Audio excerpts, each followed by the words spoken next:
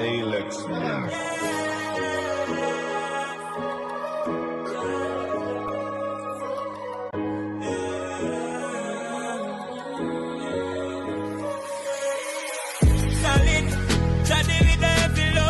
Panic and every day's another episode. And to it all, we have to hold on. Face the fears and fight no matter how long. Solid, chatty with every load. Don't panic and every day's another episode.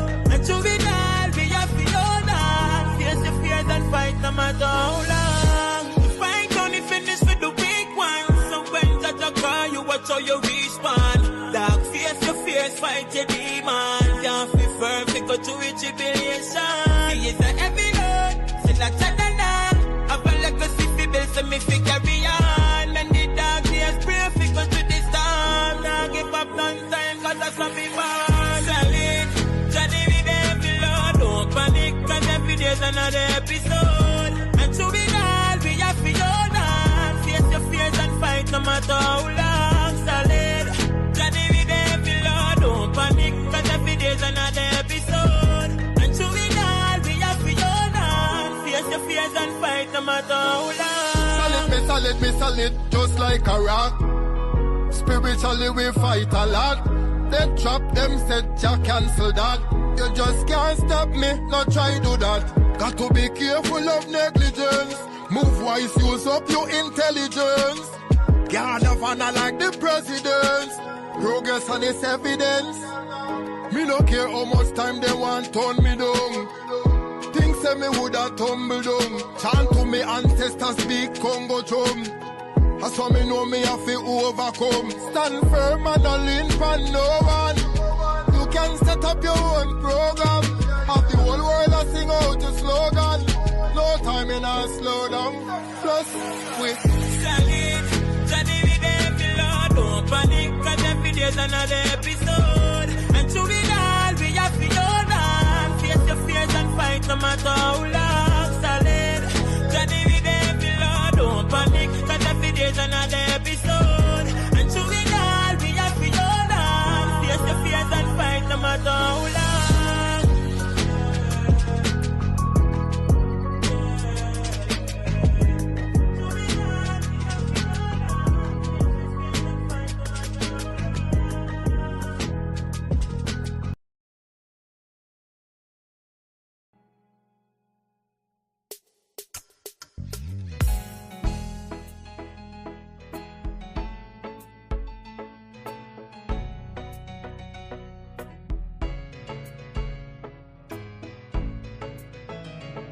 We are a peaceful people, struggle as we struggle, and we don't look for trouble, just ask around.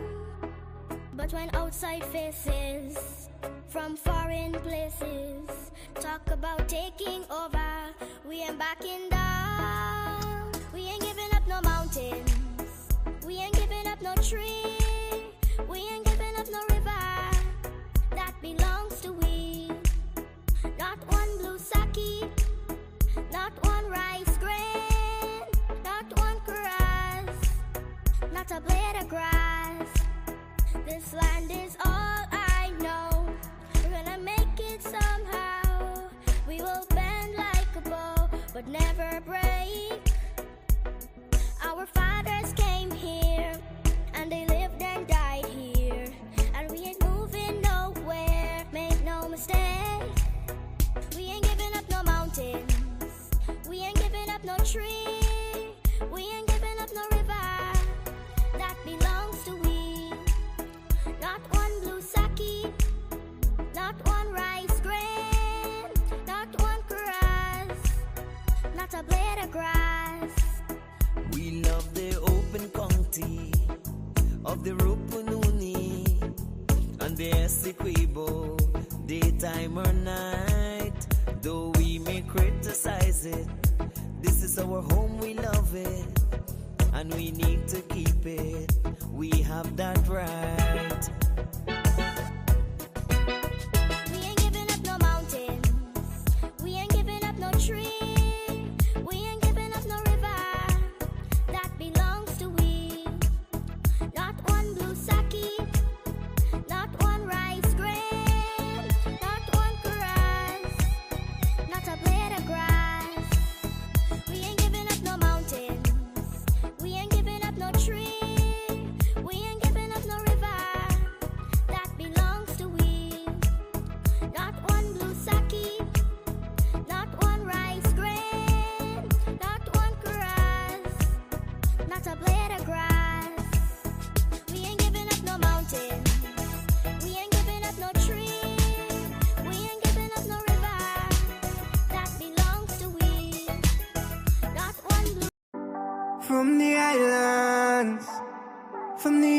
to the west side.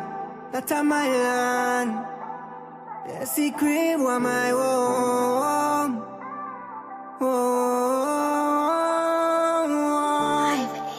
So that's my home. So when we been a suffer, nobody not been a fight for we. Now everybody want a piece. So we started reach the sin well and where before them bring exam to find a help for we. We know how that full up their eyes, you see. And how that make them a rival way.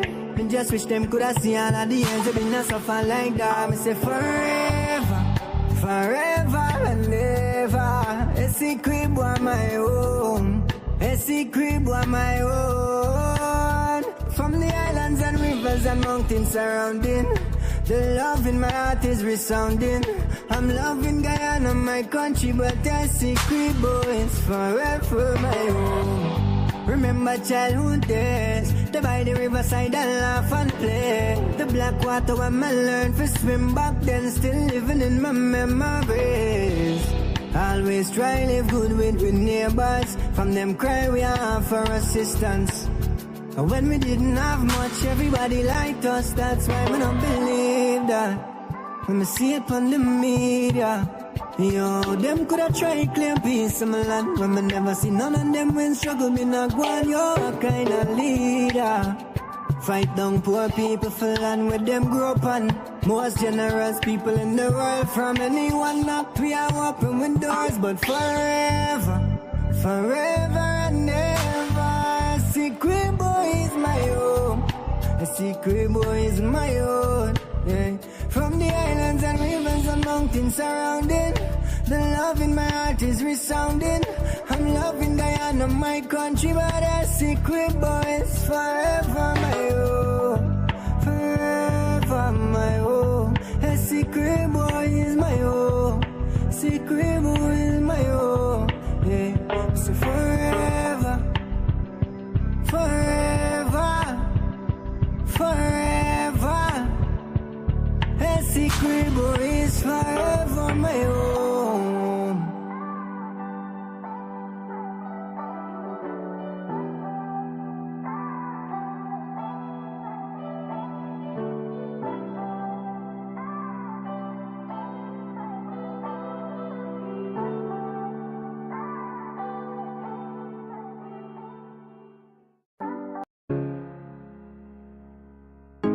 This is Quincy Anderson.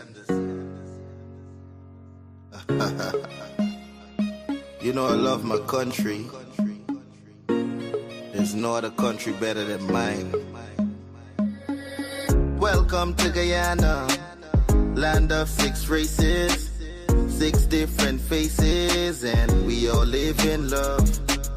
Guyana is a beautiful country, no other can compare.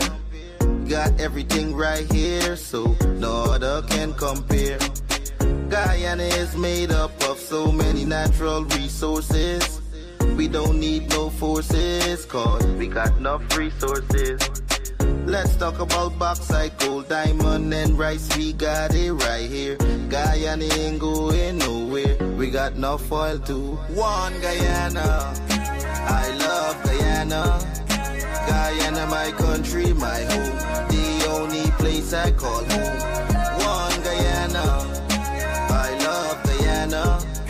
Guyana, my country, my home. The only place I call home. Hey, hey, Guyana is nice, Guyana is fun, Guyana is clean, Guyana is green, Guyana got oil, Guyana got gold, Guyana got young and Guyana got old. I ain't talking. Wake up, good day is bright, kind of feel the blue. Turn your dial for your vibe, we're ready to go. With Courdel Jones, you know it's gonna be real. From 8 to 9, bringing vibes you can feel. News, views, and what's hot today will keep you wired in every way. Livewire, tune in and feel the spark. Every morning, lighting up your heart. Courdel's here, bringing life to your day. Monday to Friday, we're paving the way.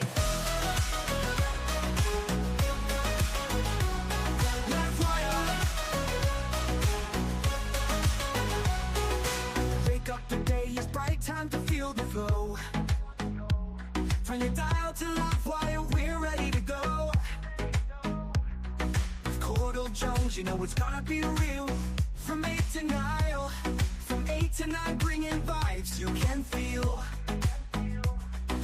News, views, and what's hot today. We'll keep you wired in every way. We'll keep you wired every way. In every way. Livewire, come in and feel the spark. Every morning lighting up your heart. Courdel's here, bringing life to your day. Monday to Friday, we're paving the way. Stories that matter, we got the scoop. From the latest headlines to the local truth. It's your community, your voice, your power. Livewire hits you every hour. Good morning to you, and welcome to another episode of Livewire with yours truly. It is the 22nd of January 2025, and as you know, this week we're focusing on Budget 2025. What's in it for the regular Guyanese? We're talking to the persons who are in charge of the agencies that implement the services and all the other things that you get from government. This morning, we have none other than the Minister of Labour, the Honourable Joseph Hamilton, and also the Minister of Tourism, Industry and Commerce, the Honourable Onij Walrond. And we'll be talking to those two individuals about their allocations for Budget 2025 and accomplishments and achievements for the year of 2024. So persons have a clearer understanding of the work that is happening at a lot of these ministries. So first up this morning, we are going to be discussing one of the most critical areas of national development, labor and skills training. Joining us is the man who has been at the helm of advancing workforce development and ensuring that no one is left behind, the Minister of Labour, Joseph Hamilton. Now, before we jump into the conversation, let's reflect on the Ministry of Labour's remarkable achievements in 2024. Under Minister Hamilton's leadership, the ministry recorded some impressive milestones. Over 3,800 people across all regions of Guyana were trained in various technical and vocational skills by the Board of Industrial Training, more commonly known to persons as BIT. Now, this includes programs like heavy-duty equipment operation, welding, and electrical installation, all designed to prepare Guyanese people, the Guyanese workforce, for Guyana's rapidly expanding industries. Now, the ministry also made significant strides in empowering women with specialized training for females in solar, photovoltaic technology, and other non-traditional sectors. This push for gender inclusivity speaks volumes about the government's commitment to equal opportunity in the workplace. Initiatives like the partnership with G Mining Ventures to train 1,500 workers for its Bartic operation also demonstrates how public-private collaborations can foster workforce readiness in key industries like mining. And let's not forget the focus on at-risk youths. 90 young people from vulnerable communities benefited from the USAID-funded Youth Resilience, Inclusion, and Empowerment Program. Looking ahead, Budget 2025 allocates substantial resources to the Ministry of Labour with a clear focus on expanding these programs. The target is to train 4,000 people this year, a leap forward from previous years. The ministry is also introducing new apprenticeship opportunities and partnering with international organizations to further diversify training programs. Join me in welcoming on screen the Minister of Labour, the Honourable Joseph Hamilton, as we discuss the achievements and future plans of the ministry. Minister, morning to you. Thank you for taking the time to be here with us. Courdel, morning, and thank you for having me. Let me say morning to your viewers and your listeners. So the intention of the ministry is to build on what we have done over the last 4 years. Right. And everything is a continuum. I like to take people back to where we started because people must be reminded that between 2015 and 2020, there was no Ministry of Labor. Yes. And if we look at the function of the Ministry of Labor, didn't exist, and the accomplishments of the 4 years must be placed aside of what did not happen in 5 years. Right. So when we reestablished the Ministry of Labor, we had to build structure, we had to expand the ministry, and we had to give service at the same time. Right. And when we look at what has happened, it speaks to the government plans and programs of inclusion. And that is fundamental. When I became minister, BIT was just primarily a Region 4 coastal operation. Right. Today, every community across this country, the highest mountaintop where people live, they experience training from BIT, Kurukubaru, Keto, Parmakatoy, the rivers, Oriala, Seporuta community in the Pomeroon, and I can go on and on. No place is too far, and we have executed programs right across this country, and we'll continue to do that. Secondly, the 5 years of the APNU AFC, average amount of persons they trained was 1,300 to 1,500 persons per year. If you look at what we have done in 4 years, so far is 12,742. That is a number. And that will go up to 13,000 because we still have a couple of programs that are 2024 programs that will be completed in 2025. So if we look at, if we take the 13,000 in the 4 year period and put it against, let us say 1,500 of APNU, that means in 5 years APNU they would have done trained 7,500 persons. Courdel, I left school a long time ago, so help me with the math, right? I don't want to be like the FC people and the people, right? So I think if you multiply to 1,500 by 5 years, you have 7,500, right? So in 4 years, we have been able to train 13,000 persons. Right. So you would note that we're talking about over 100% increase over what they did. And they're always concerned about when we're making comparison. But when you put yourself in the ring and you say you're a better administrator than I am, the way that people will make their judgment is only by comparison. And that is what we always want to do. They want to forget their stewardship. But we always have to bring that back to the attention of the Guyanese people. This year, IT program, we intend to train 4,000 persons. So by the time we finish 5 years in finale PBP civic term, we would have trained at least 16,000 to 17,000 persons against APNU AFC maximum 7,500.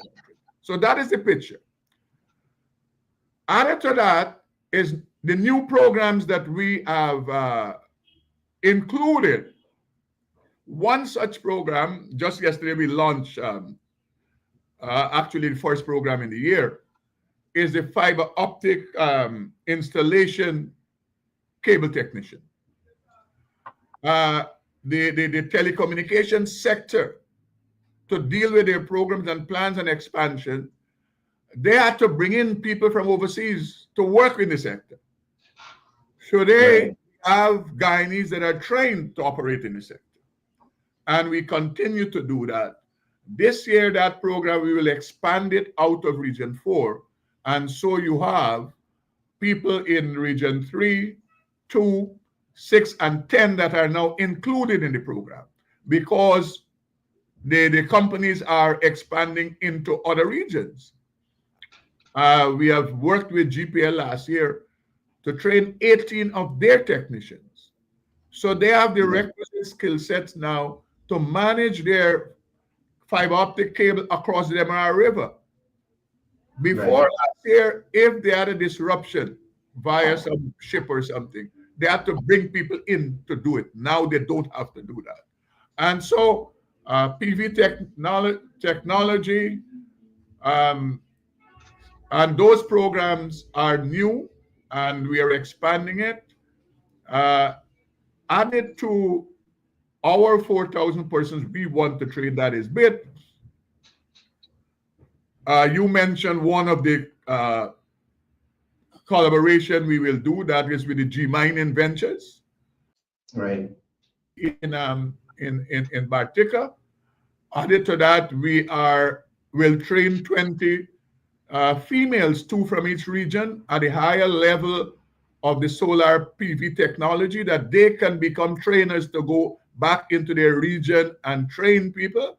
And that's a program funded by the World Bank, managed by the Guyana Energy Authority. We have programs we're rolling out that will be funded by the Basic Need Trust Fund. Of course, we continue the collaboration with the WIRI program funded by the USAID.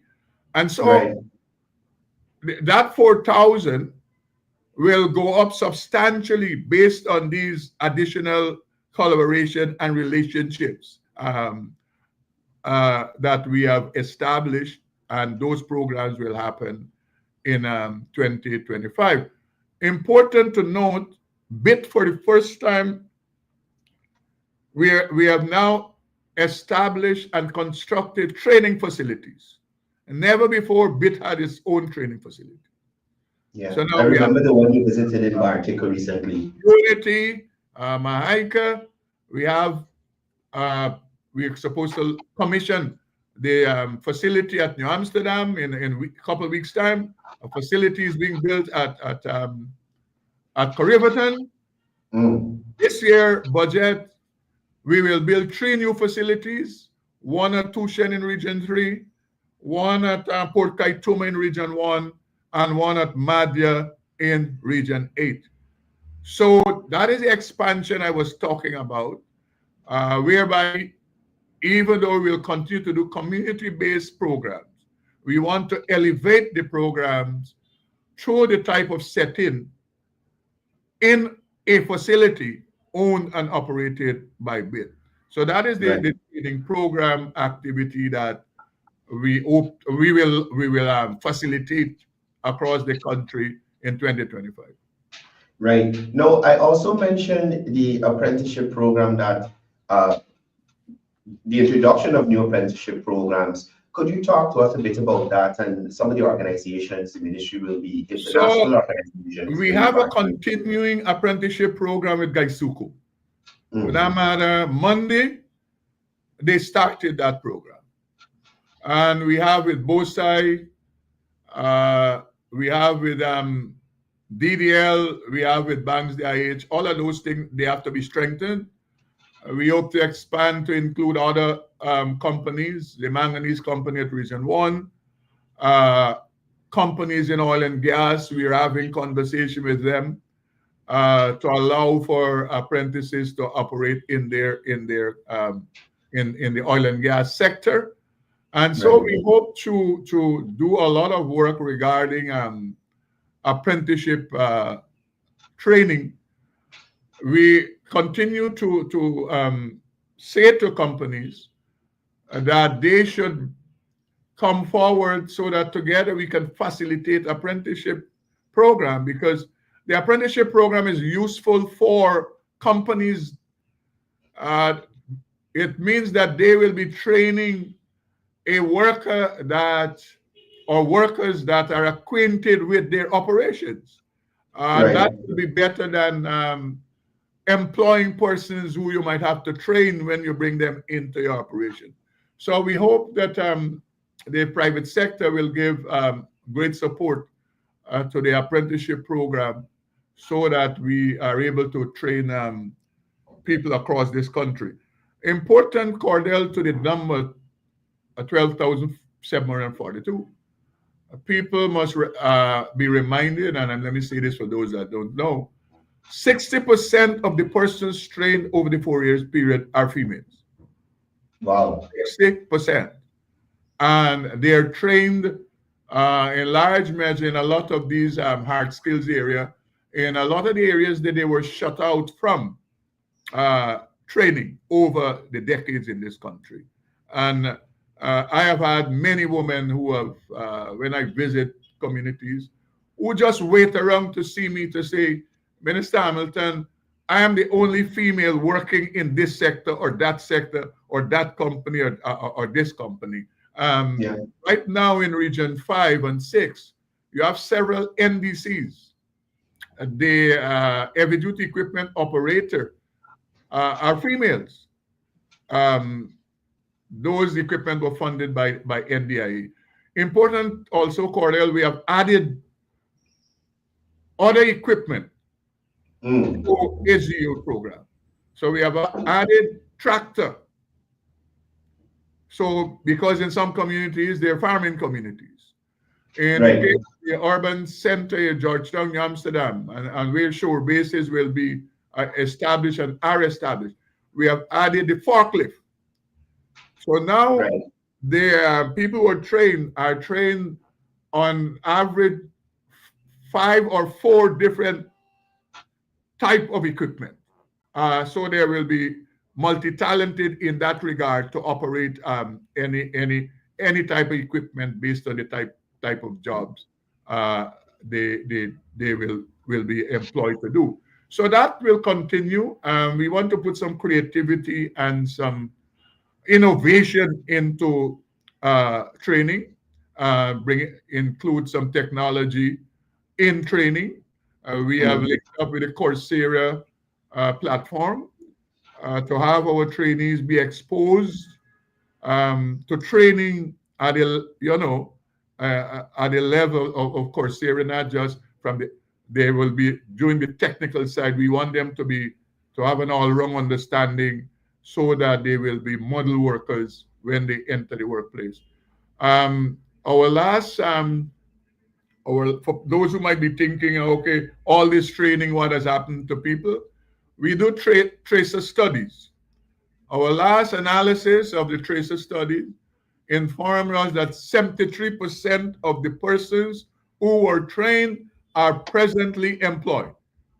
8% of those persons are doing continuing training.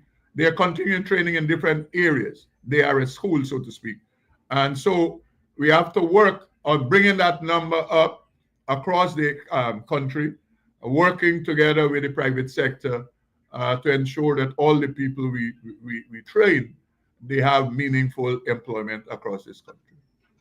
Now, Minister, I wanted to touch on the vulnerable groups, women, young people. The ministry has been doing work to ensure that these groups, disabled persons as well, have equal access to opportunities. Are there any new strategies to reach further to areas that may not have had access to some of these training opportunities? So, Courdel, over the past 4 years, we have supported financially the Disability Commission in executing training, more so ICT type of training for people with disability. Last year, 38 persons, if I remember, and that will continue this year. We hope that there will be an increase of the persons who will have access.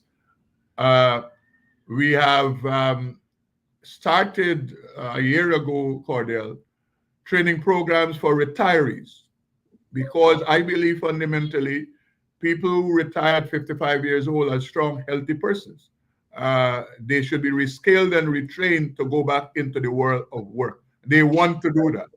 And so we have had some successful programs in different areas to train retirees to go back into the world of work. So I have had graduating people from the age of 16 to 61. And so our focus is training across the spectrum. no gender bias, no age bias, because we hope that all Guyanese who are able to work will work and can work, Right. even if they have a disability. All they want is an opportunity to be able to be trained so that they can work and give service to this country. And we will continue to support that. All our stakeholders, whether church groups, youth groups, women groups, across this country, we will continue to give support to training programs in communities. We do training programs in conjunction with NDCs, with RDCs, and municipalities. That will continue. An important aspect, Courdel, of our training communities is whereby people that are trained in community, we ensure that they do service the communities. Right. The service. Let me explain. So when we're doing a heavy duty equipment operator program, we don't take people to a field to dig holes and fill back holes. Their practical work has to be in the community, leveling the shoulders, digging the drains, understanding the aspect of their work, welding and fabrication. We say to the trainer, look for some elderly person home, look for some health center, some nursery school, that you can help to grill up the place to make it more secure, because we buy the materials anyhow, and we want to use it in that way. We have had the food program that we do, that is the commercial food preparation.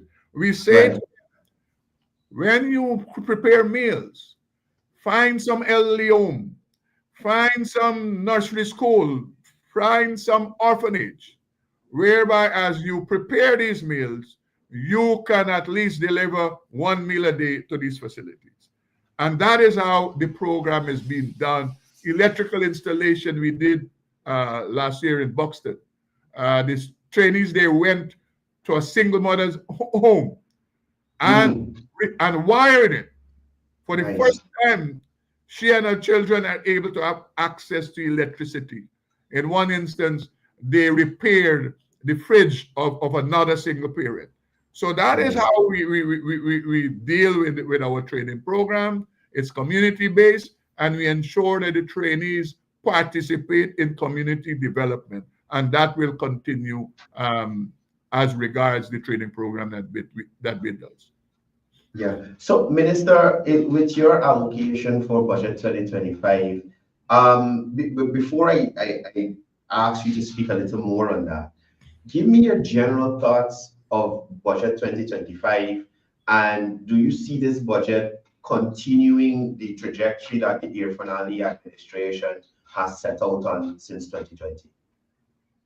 So, Courdel, look, when we were in opposition, we were not sitting on our hands. Every day we were planning and putting programs and projects together for when we go back into government. So people ask the question, how are we able to run so fast? It is because we didn't have to create plans when we came into government. All the program you see and plans, everything you see rolling out in every area, infrastructure, healthcare, education, labor sector, whichever, tourism, those things, we sat down and put it together, not just with politicians, with stakeholders across the spectrum. Right. And so we were ready since we get into government. So it's a continuation of the commitments made to the Guyanese people in 2020 that once you elect us, these are the things that we will do. The other people, every time you speak about a program and a project, they said that they were in feasibility stage. That is their response, that we were doing a feasibility or we plan to do a feasibility. We have the project on the road. We have the show on the road in every sector.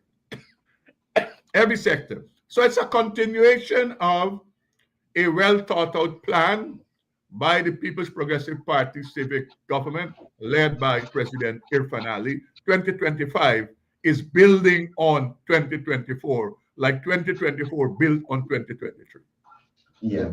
No, in relation to the allocation to the ministry, now I know outside of training, the ministry is involved in settling workplace or employer-employee disputes.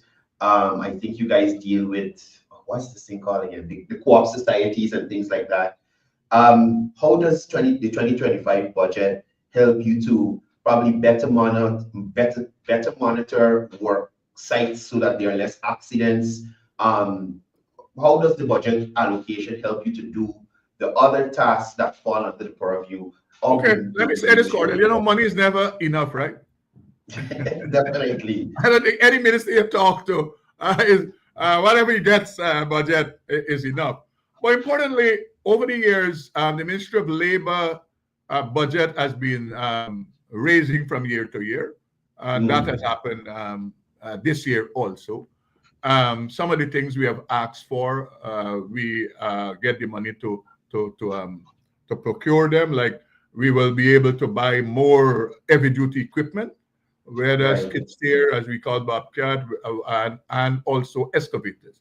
So we'll be in a better position to be able to take excavators and skid steer to do more training in a more flexible way across the country. So that is, we have gotten our money to build the 3 training centers, as I have said earlier, and several other equipment and furnishing for our training centers, and all of those things are happening. As regards execution of tasks, yes, we will continue to build on what has happened at the level of occupation safety and health, at the level of the Labor Department, at the level of the co-ops, at the level of the Central Recruitment and Manpower Agency. Just to say that when we took government in 2020, there was no one trained to do inspections on FPSOs and drill ships. Today we have about a dozen young people, not just OSH officers, but labor officers also.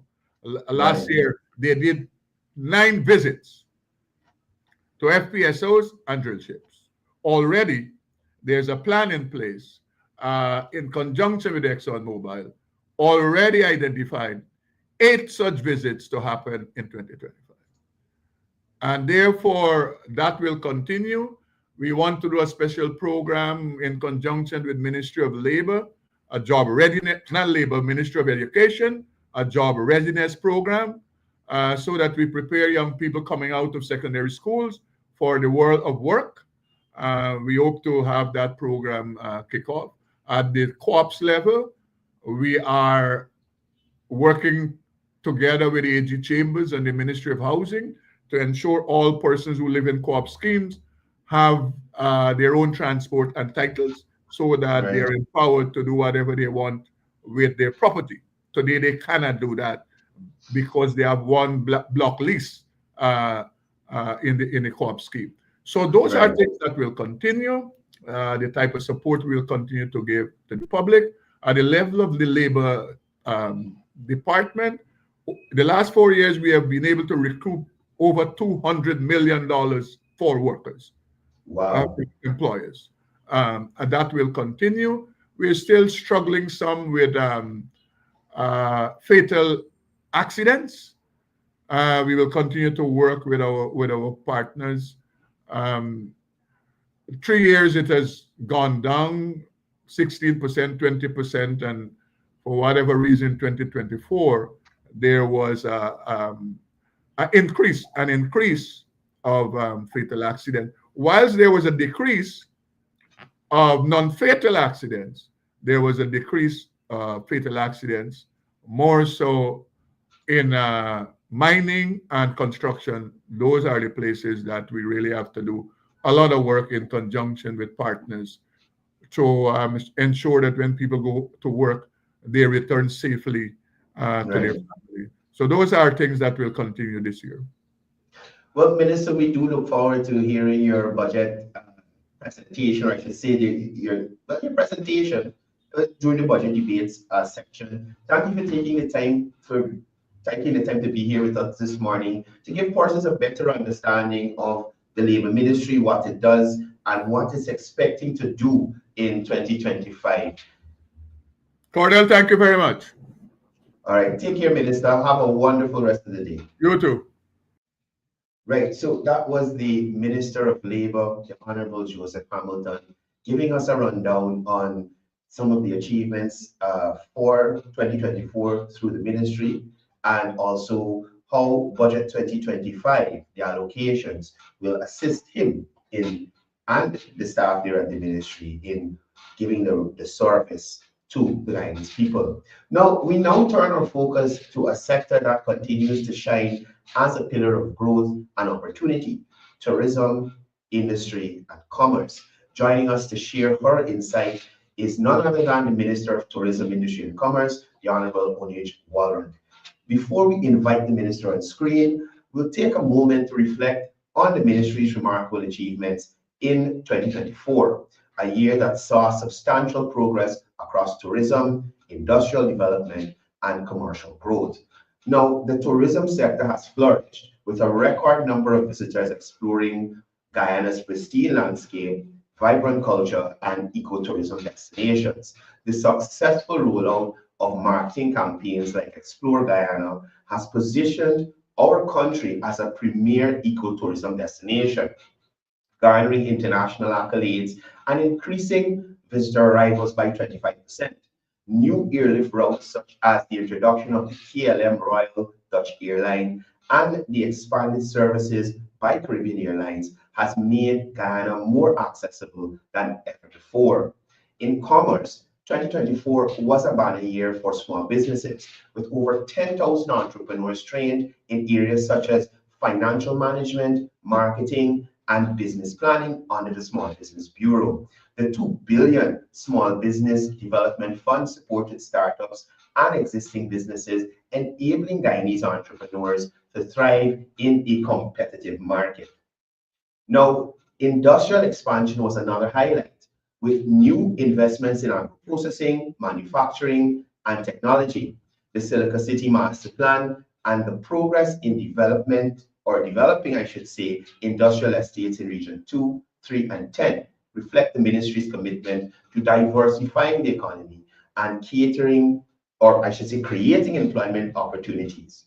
Now, as we turn to 2025, the ministry is poised to build on this momentum with a bold vision for the future. Budget 2025 has allocated 13.8 billion to tourism, industry, and commerce. This funding will enable the ministry to enhance Guyana's global appeal, empower local businesses, and strengthen regional commerce.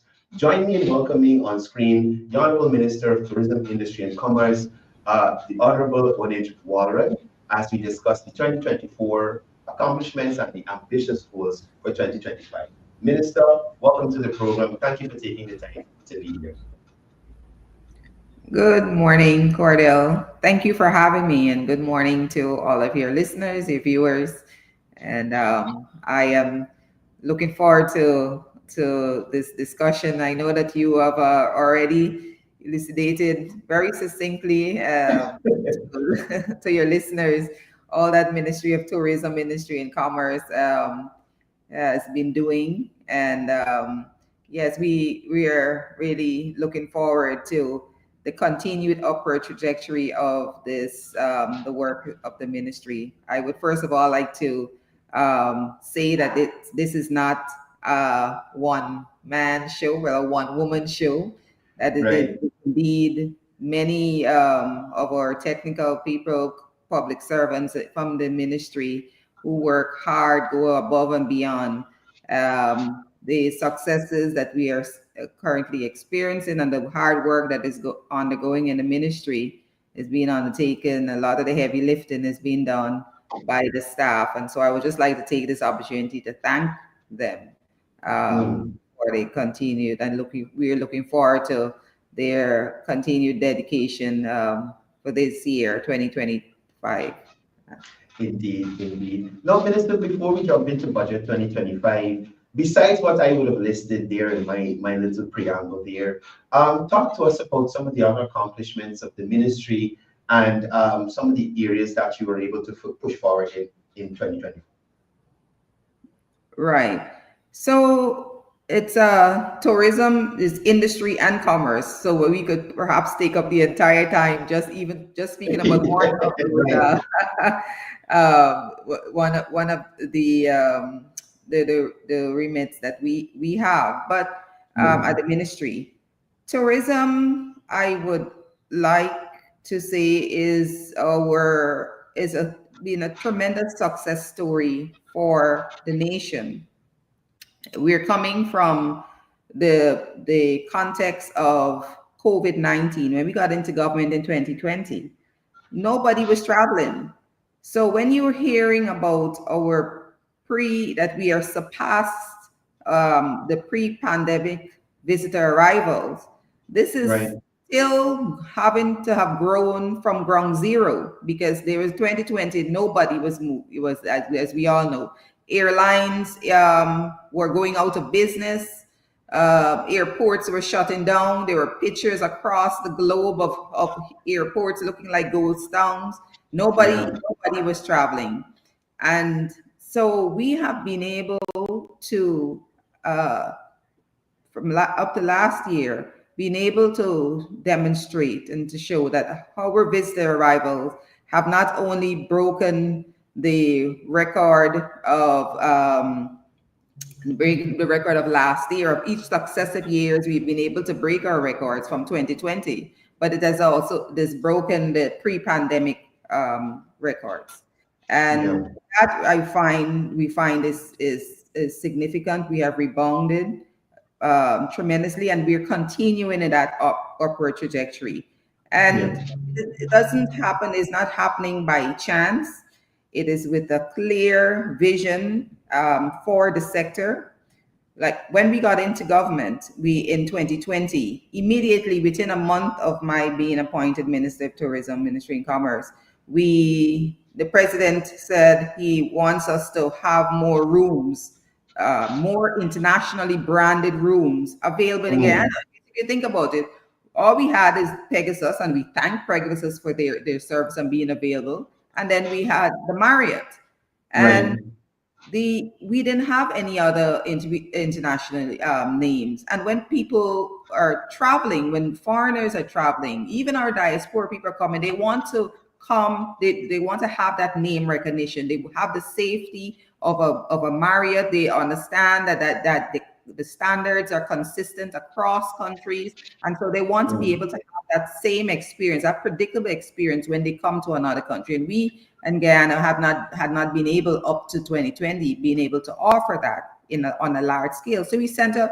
expressions of interest for internationally branded hotels, wanting to add to our room stock high value rooms and a large number, which is about close to 1,500 rooms we wanted to add to our room stock. And we got heavily criticized. What are you doing in a pandemic? Nobody's traveling. Why you want to send out expression of interest that was to incentivize investors to invest in hotels when nobody is traveling? What are you talking about?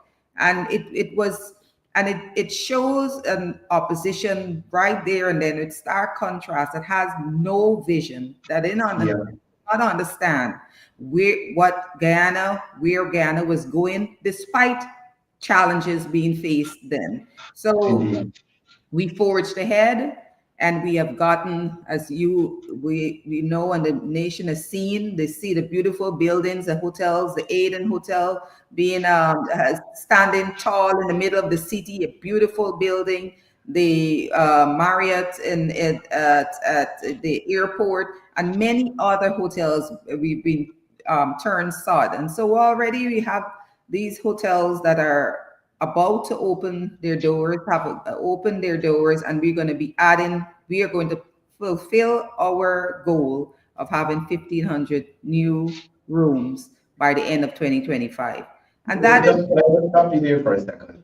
Now, you spoke about these hotel rooms. Now, for persons who may not understand the impact, could you explain how the expansion of the addition of these hotel rooms will have an impact on local businesses and employment opportunities in the sector? Absolutely, and that's an excellent question, because ultimately people in our Guyanese people have to understand what this means for me. Why are you trying to push tourism? What does this mean for me?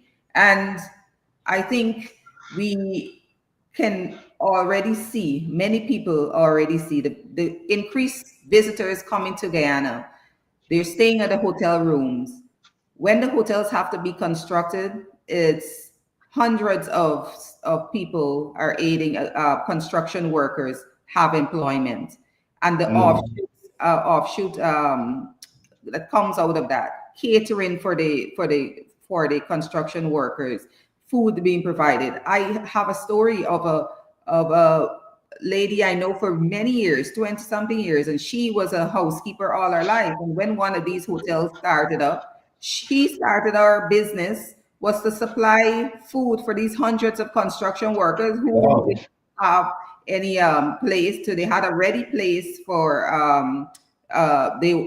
she delivered the food to the construction site, and that was her business. She was able to leave her employment. She said, "This is perfect for me. I need." I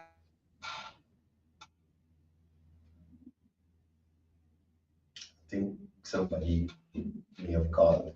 We can give, hold on, we can give Minister a second to log back in. I think somebody may have called her on her event.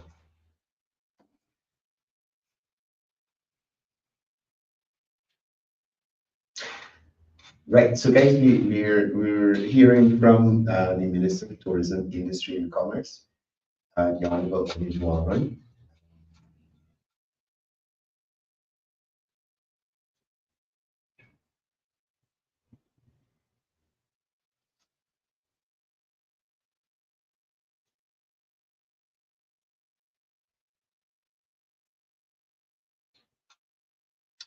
All right, so I think she's about to back in. But again, this is excellent information for persons out there to have a better understanding of what these ministries are doing, especially a ministry like the Ministry of Tourism, Industry and Commerce, and how they are developing the Guyanese tourism product, pushing development in terms of industry, and helping businesses to either start up or expand into more profitable operations.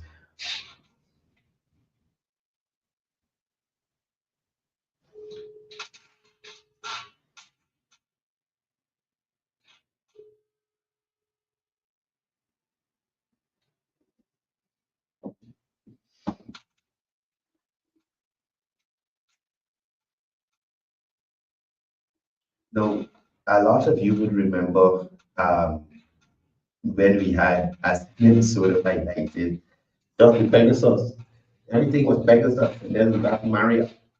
And with the addition of Maria, indeed, that created quite a few jobs: housekeeping, front desk, catering, the chefs, and those kinds of things.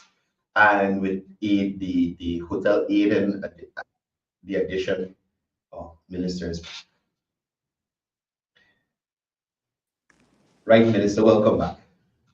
Yes, sorry about that. Got knocked off the internet. No Yeah, problem. as I was saying, we were speaking about how the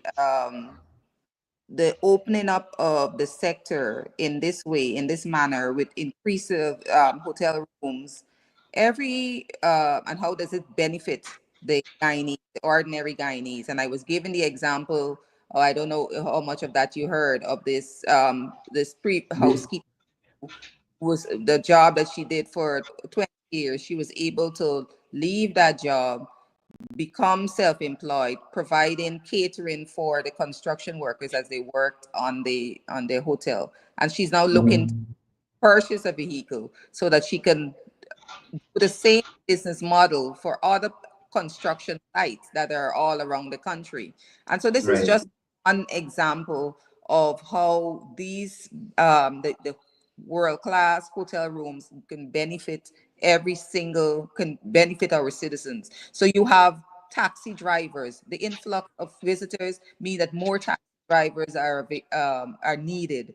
That Mm. and that sector has taken off. More people are buying cars, and they are able to ply a living, sometimes as even as a second job as a taxi Right. driver, Yeah. airport, taking people around. The housekeeping, maintenance, customer service, management. These are all people are going to be needed and have been employed already in the hotels that have opened their doors by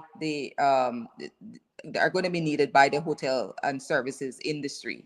And Right. so see how our families and when visitors come here, they come and they spend their money conservatively. Every one visitor that comes spends about 1,500 or 1,000, let's say 1,000 US dollars per person. Yeah. That's because when these people, when they travel, they come together, they really come to show up and show. But you see, Indeed. they spend $1,000 per person. That's close to 400 million US dollars a year, and that is a conservative figure coming Yeah. into the spending in the communities. And so this is how we tourism is a sustainable sector as well. So this means Mm. can envision that we can continue to build on our tourism development and way past when the oil and gas is gone and the gold is gone, because these things are not renewable and they're going to Yeah. extend it. But we're going to Yeah. have our tourism, we're going to have the services sector there all the time, and it's a solid way for the Guyana economy to be built. It's a solid way for jobs to be created. We've already been seeing that thousands of people, when with 7 hotels, you could have close to 5,000 people who are being able to get 5,000 Guyanese who have been able to get jobs. And another thing, Yeah. when we as a government we invite the expressions of interest for these projects and these development, these hotel projects and these the eco lodges and that we have been inviting interest for investors, we also as a government insist on the local content that for Guyanese to be employed as the construction state, so much so that we now know that we are running out of the Workers. yes. And so that is how it business. You can see, Cordell, the effects of increased disposable income in our Guyanese citizens. You've seen it. More cars on the road. The Yeah. here that was touted as going to be, oh, it's not needed. Why are we doing this now? It's back to back traffic now. Indeed. All that traffic had to be all on the one East Coast highway. People are buying more vehicles.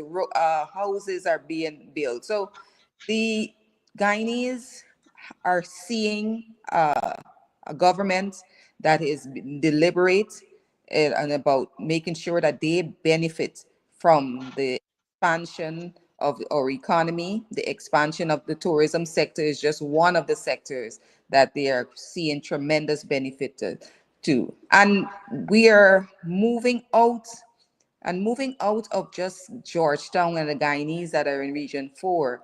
You're seeing the tourism sector is expanded and being built out and being invested in by government in all of the regions. And so you have, Mm. let's say, the Linden to Lethem road, that road, the Kirkupari to Lethem road that is being opened and expanded. 9 villages that immediately are getting direct benefit from that road, being able to have more access. Tourists and visitors are able to access those villages more, and we're able to develop and build out the community led and community owned tourism. So they're Yeah. seeing more activity and more money is being spent in these villages. So the touch and the reach of the the development and growth of the tourism sector is gone beyond just the city and the coastline, but it's our hinterland communities as well. Now, before I move off from tourism, Minister, you spoke about community engagement and community tourism. And one of the things I wanted to touch on is the fact that the ministry has not been just trying to increase occupancy with the major hotels. There was an emergence of over 125 new bed and breakfast establishments. Yeah. So the ministry has supported these smaller operations. And how does the ministry in I should say, support the integration of these small operators into the broader tourism strategy? Right. So it actually came out of necessity. We were in 2022. We were faced with the hotels have now started construction, and it takes about 18 months to 2 years to fully finish a hotel, construction of a hotel. And so we needed, we had all these sporting events and the cricket, the CPL coming, and we needed more room stock. And this was an excellent opportunity for us to reach out to once again, the ordinary Guyanese who sometimes may have a bottom house, who will Right. the room. And we have been able, out of that program, so we started a robust program. So the program includes constant monitoring. Well, first of all, it's we give them the training and the capacity building to be able to build out a room and an accommodation that it will meet international standards. And Right. we go into the house, make an assessment, make recommendations, and give them that assistance in how they can build out and be part of this program. Most of us have an extra room, or we have extra space in our house that can easily be built out. And Mm. what we have, so we didn't leave it by chance. We have sent out the expression of interest. If you are interested in joining this program, we will come out, we will hold your hands, we will help you and give you the advice so that you have accommodation that people are going to want to come back to. And Mm. able to add up to last year 164 rooms just from this program. These are comfortable international standards, and with also training the persons and the owners in hospitality and how to serve. Most Guyanese are hospitable to begin with, but just to Right. be able to give them the extra support that is needed to make sure that the visitors have a great experience. And what this does, this money does not come to government. This is their resources. These are, Right. when the visitor comes, they pay them to stay in the room. They pay them for the catering. They are able to provide transport services for the visitors.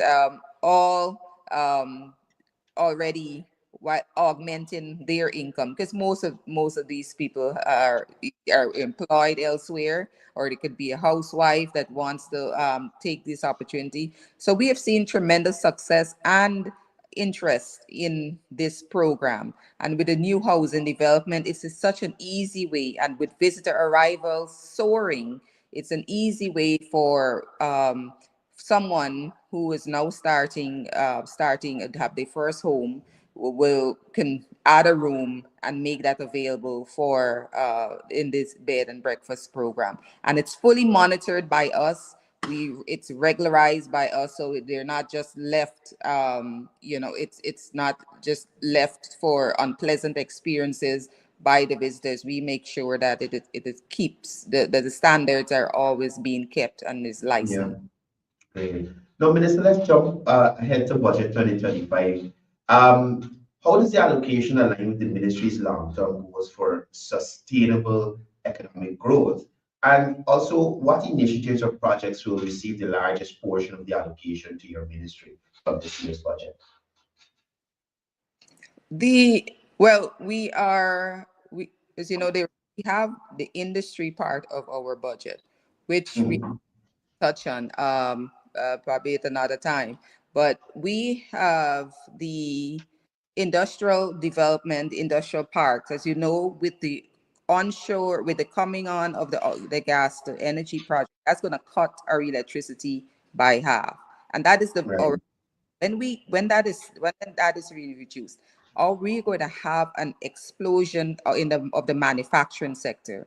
So these industrial parks that we have budgeted for is a large portion of our budget in Region 2, um, on the naming, and Region 10 as well. It's going to open up the area for manufacturing, food processing, and so we're making that space available, a zoned area where people with levels of industry can now access at reduced costs of the land, and being able to so be able to get that support for our Yeah. manufacturing industry to support our manufacturing industry to get the to take off. Right. We're already seeing success in we have given allocations in the Let Them area. We've seen the industrial, parks in Berbice and in Collagen, and we are seeing the Belvedere, Berbice, and we've given also, we have space for the business incubators. And what the biggest incubators does is we provide equipment for for farmers, let's say in Let Them. Farmers can now come, instead of just selling off their produce at the minimal cost, they can now have value added to their produce. So let's say they are producing tea, things to make tea. They can take it to the business incubator and Let Them that is on the industrial estate, and they can process it, made into tea bags, and that can be sold as a value added. It's more value.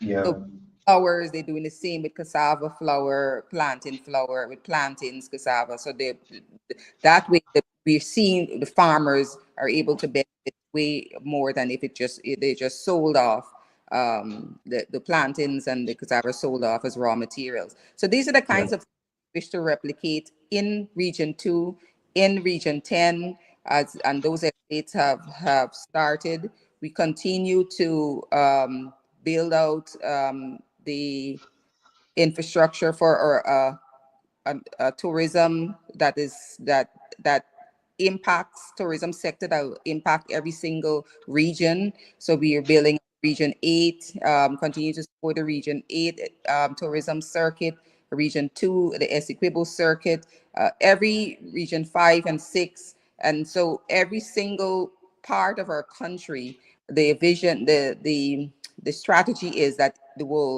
will have a tourism product or tourism experience, a circuit that people can come and visit. And the whole idea of having a circuit as opposed to just one experience is that people will come to the region, or the respective region, and spend a longer time. And the longer they spend, the more money is spent in Yeah. that particular region. Yeah. So, and what you find in the budget as well is not an isolated developmental strategy. What you will find is everything is interrelated. Like, for example, 2.6 billion has been allocated for the construction of hinterland runways. What this means, seamless travel into the hinterland area for our tours, for the visitors. And so where it used to be very arduous or almost impossible to get into some of these communities, with the advent of the building out of these airstrips, where the planes are now able to land, so we're able to take people in. So when you mention infrastructure, we can see it benefiting other sectors as well, farm to market roads as well. And so that is the takeaway of the budget, is that the sustainability of Guyana outside of oil and gas, you will Yeah. find it are speaking to those things. Yeah, I was just going to ask you about, additions to infrastructure to these hinterland ecotourism locations. And I Yeah. also want to remind you, uh, Honorable Minister, of the fact that you saved the region of Region 5 when they had a business incubator with just photos on the wall. It was you and your ministry who actually came and ensured that they had the equipment there to actually operate a business incubator. I think it's the Belvedere location. Yes, yes, and they've Yeah. seen the success there. Thousands of pounds of flour has been produced there, tea bags.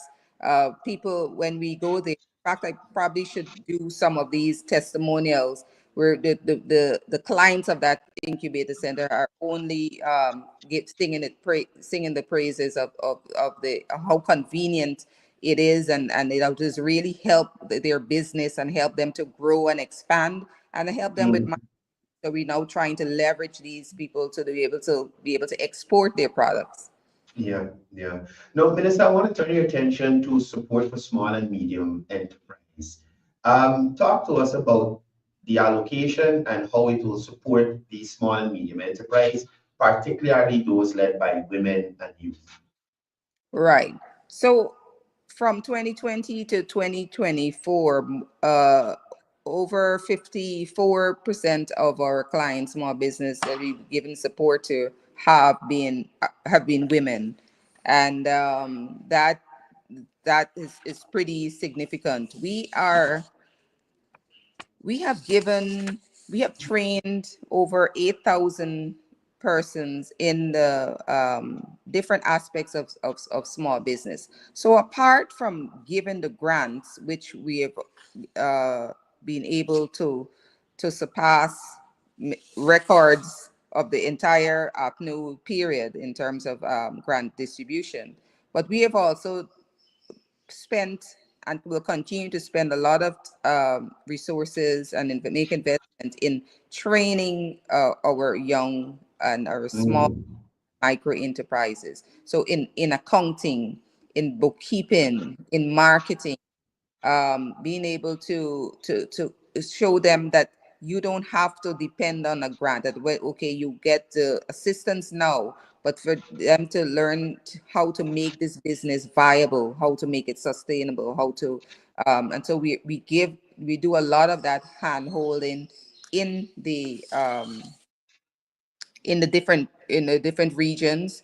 Those workshops have are always well attended. That's because people see the need. It's like I want to make sure that my business is successful, and the budget.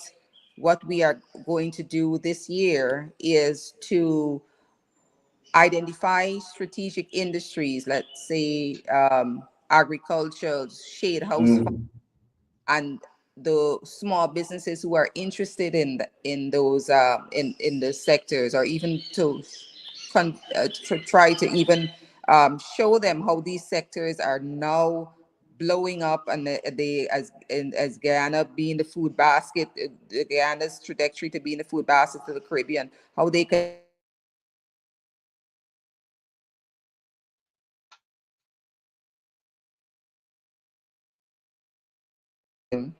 to be able to take advantage of these kinds of opportunities. So we use shade houses for them to plant high value crops.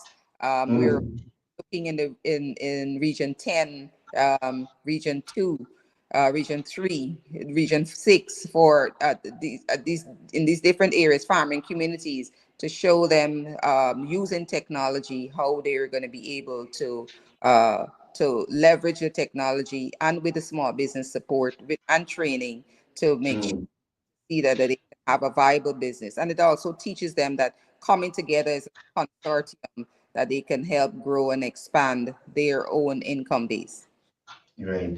Now, Minister, I want to ask you, are there any new incentives or infrastructure projects aimed at attracting foreign direct investment?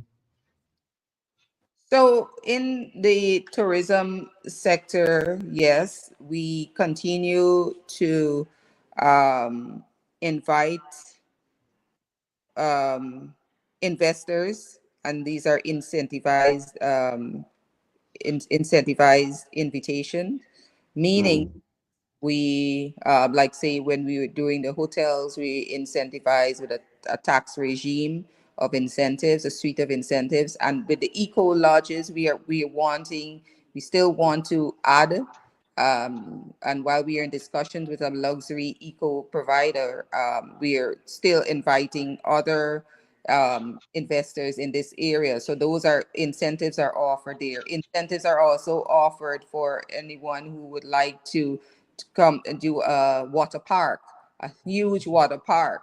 That kind of it adds to our tourism product. Investment in motor racing, a large motor racing track where we can have world class motor car racing being held, events being held here in Guyana. So those are as well going to be incentivized. Any adventure kind of product where zip lining and Yeah. water rafting. If a large investor wishes to come in with several of these things, with a large investment of this sort, a resort as well, wellness resort. Investment incentives are also are going to be offered in those kinds of things. So you get an idea of the kinds of experiences trying to make available to the people. Theme parks, water parks, safaris, these kinds of investment or a suite of incentives will be offered. Yeah, Minister, you just spoke about talking with the luxury travel companies, these prestigious companies, to develop a premium tourism option. Could you share a little more about that and how that aligns with the sustainable tourism goals? Right. So what uh, we have a very rustic ecotourism experience, meaning Mm, it's pretty, you go out there, you get the whole natural, and people like that. People like yeah, people like to be able to go, it's raw, it's rugged, and so and we've seen that we've gotten awards for that, international awards for these kinds of experiences in Rewa and so many of these other communities, and so that is yeah, good. We want to add to that stock a luxury eco tourism experience. right.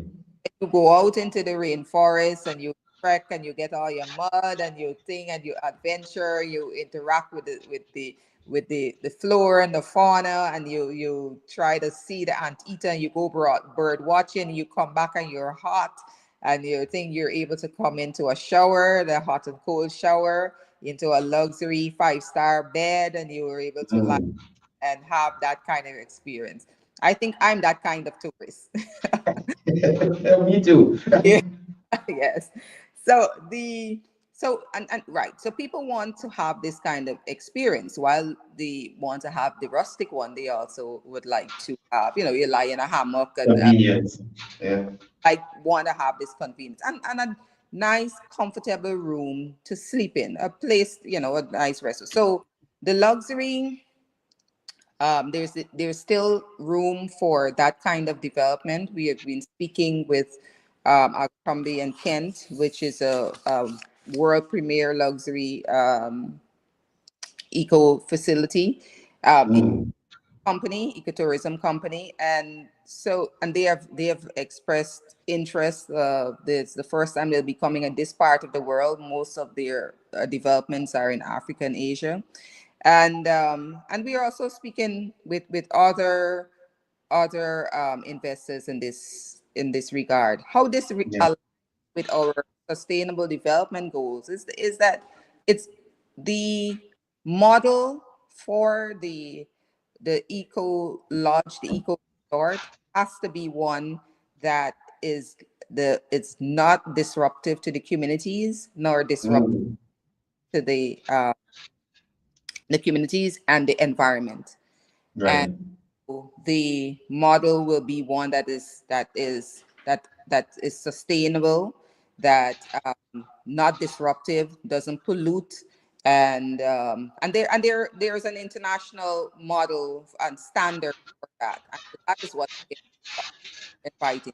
There's no disruption at all to our the village life, the environment, or natural flora and fauna, but it becomes part and parcel of the thing. So we're talking about world modeling for waste management. It's not going to be, it has to be an alignment with our sustainable development goals in terms of energy, waste, solar powering, and those kinds of modeling. It will is is what will be required, and most of the eco lodges, and so that is why we specifically targeting the branded eco lodges and the eco facilities, the people who have done this before and model. That is their business model. So we're not asking for a business hotel to come into Kirkupari, or you're asking for an eco tourism, an eco resort that Yeah. meets all of those standards, robust international standards for safe environment and community. Yeah. No, Minister, talk to us a little bit about how the ministry is leveraging the international collaborations to boost Guyana's competitiveness in the global markets. Well, we have been doing great work with the United Nations in terms of, so we have in terms of our ease of doing business targets, we have the single windows for trade that is about to be launched. And what this does is it one window, you're able to, if you're an importer or you wish to export, you will get all of your licensing done there. This takes out the running around customs, GRA. It's a one single window for trade, and that is going to reduce the time for processing an import license from 2 weeks or sometimes months to days. Um, the We have several other partnerships that with the international communities, like recently with China. We recently sent um, about 30 persons for training, a two-week training in China. China artisans came down here to Santa Arta to train in bamboo weaving. The citizens, the residents of Santa Arta, we continue to work with the United Nations and IDB on the Digital Emotion program. This program is to help businesses learn to use the digital medium for marketing, for accounting, and so we've had a widespread targeted project where the we're teaching and they have taught small business owners and micro enterprises how to use the digital media to get payments, Right. and to do transactions. So it's faster, more efficient, and increasing efficiency of the business. Under the Guyana National Bureau standards, with the support of CARICOM and the United Nations, we've just initiated a 3-year project for a national standardization strategy. And what this will do is across all industries. So no, Courdel, people talk about, contractors, they make the steps. The steps don't look, it's not supposed, it's falling off the step or steep and all that. All of these Yeah, words are we're going to do a full sweeping assessment of every sector. The construction sector is a major one because it has grown so exponentially, and right. sure that those standards are in keeping with not no longer we able to do slapdash work in terms of electricity, how you're running a electrical you're wiring a house and those kinds. I'm not picking on the construction workers but or the contractors, but I'm just identifying one of the areas in which standards is now going to be implemented. So we will have a 3-year partnership. So these Mm, standards are going to be identified. Healthcare, how different things. So substandard materials are going to be the gaps in being able to make sure that we have quality in every single aspect of our lives. That partnership with the CARICOM and the United Nations is going to bring fruit in that era. So we're going to have a full and comprehensive assessment and improvement of our national standards to make sure that it's in keeping to and it's comprehensive to support our own developmental goals, because we don't want to build roads that can't sustain proper traffic, and we don't want to build houses that and bridges that going to fall apart. So these are all right. ways in which to make sure that our standards are being kept high. And we need an authority. We need this will be that regulatory board, a regulatory agency that helps to make sure that all of this that this happens. Yeah. Now, Minister, you've had a chance to look at Budget 2025 in its entirety and also take a closer look at the allocation to your ministry. A secure, prosperous, sustainable Guyana. From your assessment, does Budget 2025 give us that or take us in that direction? Absolutely. I absolutely. From my vantage point, I we're seeing a budget that was not developed out in isolation.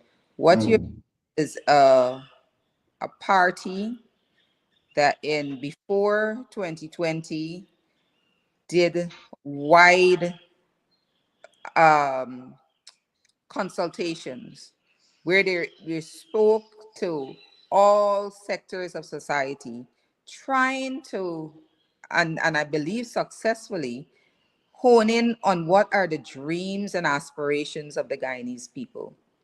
right. And this budget is just 1 year of a 5-year period of adding of building on that, building on the first of all that the center of the budget is people, the Guyanese people, Mm, and that we want to make sure that they see, even as we grow, that they feel the growth, they feel the benefit in their life, and they feel the support of government. And so what you have is the reinstatement of the child cash grant for every parent. This benefits hundreds of thousands of students. Every household is going to be feeling the impact of this. Could you yeah. imagine moving from in 2020, in 2019 and the years before when the APNU took away this grant? It was 10,000 at the time, I understand. And so you're moving from zero to space now where incrementally you're given $50,000 per child. School, Yeah. a child is attending school. Could you imagine the impact that is making on the income of a family of three, Right. 4 children, even one child? How that helps the parent, and then it's not just that in isolation. It is other kinds of programs that is saying to the program to like the measure, for example, if you have a new child being born, you're getting Yeah. $1,000. Now that is saying to you that we care about you, we care about your families, we care about when you are how you grow, how you were able to support, and we as a government want to continue to give you that support. We're not snatching things away from you and raising our own income. We are making Yeah.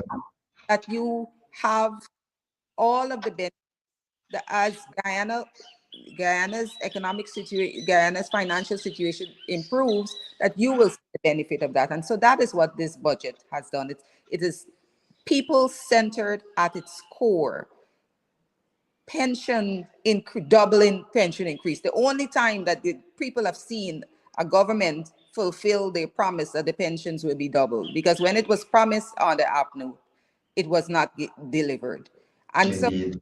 this is and there's so many things that have added that I can speak about. Removing VAT from water and electricity for the pensioners, removing the tax on fuel. People don't Yeah. feel the impact of increased inflation in their transportation. There is just so much more free education. So this budget, for me, underscores the point that if we make in all these 4 years, but it ends it with an exclamation mark, is that we are a government that are concerned about our people, that care about our people. People say, oh, well, why we want $100,000 for a child? That's not the point. The point is that wherever we can give you support as you build your family, we give you a subsidized housing, that you were able to go to the bank and use that house as equity to buy a car. And then when Yeah. family is young, when you start to make children, that we want to show that we care, that we support you. You're given a cash grant for the children, and then when the child turns 3 and start to go to school, you're getting $50,000 for that child. Take that child to school. Now, where in the world are you seeing this kind of support and budgetary, Yeah. the billions and billions of dollars from the national coffers going to our people? So this is the Yeah, Minister, I gotta ask you one last question. I know that your administration the administration you're a minister of has been doing a lot across the sectors. What is your take on some of these ads that you would see from certain sections, asking people to remove the administration you serve on and replace it with somebody or another administration to do some of the very things that your administration is doing or that they didn't do when they were in the seat of power? How do you feel about seeing some of these things? empty promises. I want to say to the and it it really baffles me, because let me say this, Cordell. You will hear, you are around the place, you sit in parliament, you hear people on the opposition benches saying, shouting, oh, this installed government. This is after, oh, Yeah. put us in, oh yeah, this thing, yeah, we're planning to do this local content legislation, or we were thinking about it. Yeah, we're gonna make sure we do that and better, or we can give you $1 million and thing. I want the Guyanese people to think about this. The international community in 2020, after the elections in March, came out in unison saying that these same people who are now coming and asking you to put them back in, these people tried to rig this election. That they almost succeeded. Mm. That even the President Granger own son-in-law said, man, it's wrong. This is wrong. Indeed. How you gonna do this, man? This man got to sit down in front of his father-in-law dinner table, but he's Yeah. not gonna allow him. He's like, how you gonna do this? Y'all trying to rig this thing. How you gonna do it? The Yes. CCJ, finally, when it got to the CCJ, you have to fight this thing. These people keep holding on to power. And you know what? It occurs to me, Courdel, that they haven't changed their stripes. The reason why they keep saying this is who they are, or you're installed government, you're nothing, is that their plan, if God forbid they're to win this thing, they're gonna go, they don't see nothing wrong with what they did. They don't see nothing Mm, lying to the people. They don't see mm, it. So this big lie that we won the elections and you take it from us and you're installed government, they're still willing to continue with it. And so mm. why you think that they've suddenly become honest when they say, "Oh, put us in and we can give you this and more"? They plan on lying. They have not changed their stripe. These are the same people. They don't plan on doing any, they don't plan on ever following the law, and they plan to continue rigging and rigging and this to disenfranchise us. They Yeah, feel that this is what they're entitled to, and then so they feel that they can say anything to the electorate, and it will and the people will believe them again. Oh, you're in, yeah, even though thousands of international observers said that this election was rigged. Oh no, we ain't do no rig. We ain't do nothing wrong. The same kind of psyche, Cordell, that will lie to the people and said, "I'm going to give you 500,000 instead of 100,000. You just put us in and you're going to see." yeah, yeah. Yeah, it's that same psyche to just say and Min- to get to us to build comments. I want people to remember this. Up to today, they have never acknowledged and said that we rigged, we're sorry, we change our ways, and we're going to go again. So these are people Yeah, that have not changed, and they don't plan on yeah. changing. They're liars and thieves. That's all they. Minister, thank you for taking the time to be on the program this morning. This is your first appearance. I hope I can have you here again to discuss more about industry and commerce. We focused a lot on tourism this morning and we touched on them a little bit, but I'm hoping to have you back pretty soon. Just as I said to Minister Hamilton, we're looking forward to your presentations in the National Assembly as it relates to the allocation to your ministry. And again, thank you for being here and you do have a wonderful rest of the day. Thank you, Cordell. Bye Take bye. care. So that was Minister Unit Walron, and she gave us a brief on where tourism industry and commerce is going, where it has come from since the 2020 transition, and how it will be going forward in 2025. On Friday, we'll be having Minister Sonia Pratt. Tomorrow, we still have to confirm who we're going to be having on the program, which one of the ministers we're going to have on the program. So stay tuned to Livewire News, Livewire TV on Facebook. Make sure you follow those pages to keep up to date with the developments and the guests that will be appearing on the program. Also, subscribe and hit the notification bell for the persons looking at us on YouTube as well.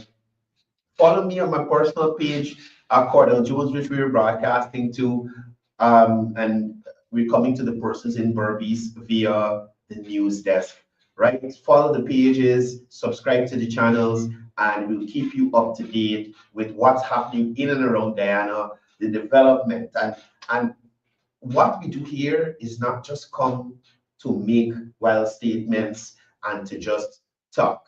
We bring guests and we bring information that help Guyanese, whether you're local or in the diaspora, to make informed decisions about how they're moving. So I am hoping that through this program and the information that is shared, Guyanese in the diaspora will feel they want to move home, come back to Guyana and help develop the country. I'm hoping that Guyanese in Guyana are more aware of the initiatives and the programs of the government that they can benefit from.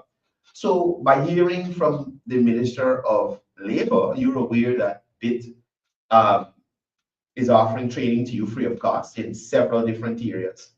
If you are a disgruntled employee, you're aware that the ministry for operates as a mediator to solve those issues. If you're in a co-op society and you got your title, you're aware now that the Ministry of Labor is working in collaboration, excuse me, working in collaboration with the Ministry of Legal Affairs to sort that problem out and get persons their titles. If you are a business person and you haven't received training or you don't receive any support in relation to your business, you're unaware of support that's available. You just heard from the Minister of Tourism, Industry and Commerce, over 8,000 persons trained last year, and they're looking to train more this year. You have extra space in your home, bed and breakfast, and those kinds of things, right? That you can take part in and earn some extra income. So that is the purpose and the hope that I have in relation to this program. It makes you, the Guyanese people, more informed, and in turn, we benefit as Guyanese, all of us together, right? Both ministers appearing here have been doing excellent work with the ministries that fall under their purview and the agencies that also fall under those ministries. Minister Hamilton out and about in all the regions, ensuring that persons who graduate from BIT feel that sense of accomplishment. So he doesn't just send staff to these graduations, he goes himself. You understand? And encourages these young Guyanese or Guyanese of any age that are able to take part in the program, to encourage them to press on, do more studying, use the knowledge that they gain to generate some kind of income for themselves. The Minister of Tourism, Industry and Commerce, all over the place as well, checking out these resorts, opening new facilities, ensuring that the business community gets the kind of support for these small and medium scale enterprise, ensuring that they get support, that they grow and flourish, ensuring that Guyana's tourism product is on the international market in a positive way. So you remember in the past, especially when I was in school days, and you talk to somebody from foreign, not a Guyanese, a foreigner, and you mentioned Guyana, the first thing that used to come was Jonestown, right? That was one of the first things that used to jump up. Oh, my headphone battery is low. I got started in this. Yeah, that's the first thing people used to say. Jonestown, that's what Guyana was known for. You understand? Jonestown rigging elections. Jonestown and rigging elections. Now, Guyana has changed. The image of Guyana has changed. You see all these foreigners running to our country now to invest in Guyana. Why Guyanese can't do it too? The Minister Onich spoke about persons coming together.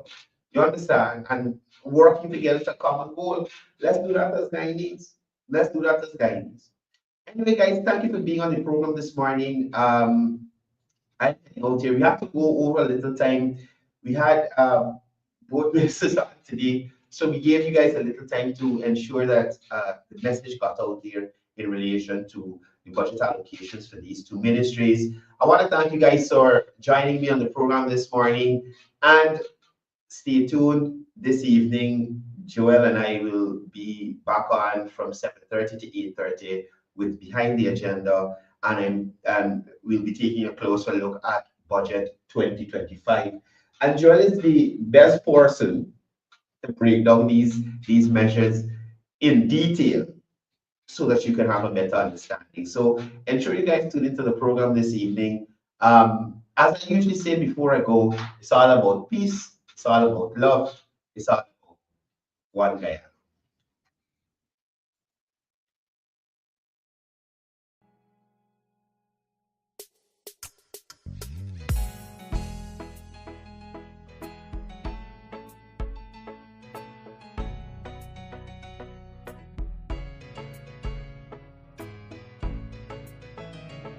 We are a peaceful people, struggle as we struggle, and we don't look for trouble, just ask around. But when outside faces from foreign places talk about taking over, we ain't backing down. We ain't giving up no mountains, we ain't giving up no tree, we ain't giving up no river that belongs to we. Not one blue sake, not one rice grain. not a blade of grass. This land is all I know. We're gonna make it somehow. We will bend like a bow, but never break. Our fathers came here, and they lived and died here, and we ain't moving nowhere. Make no mistake, we ain't giving up no mountains. We ain't giving up no tree. We ain't giving up no river that belongs to we. Not one blue sake, not one rice grain, not one grass, not a blade of grass. We love the open county of the Rupununi and the Essequibo, daytime or night. Though we may criticize it, this is our home, we love it. 5 a.m. digital going global. Alex Moon.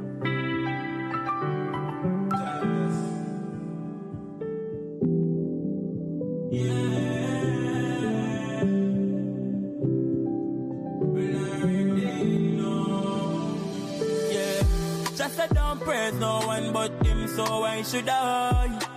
No put faith in a man, just look to the east and he'll Shaddai. But faith without work is dead, so me never stop working yet. All those struggle is real, still I hold it out stronger than steel. Dog man milk for this the high firm. Muscle every day so paper must earn. No faith in a God, so soon I my turn. When me pray for my way, me no make it wrong turn. Yeah, enough of them want me fall.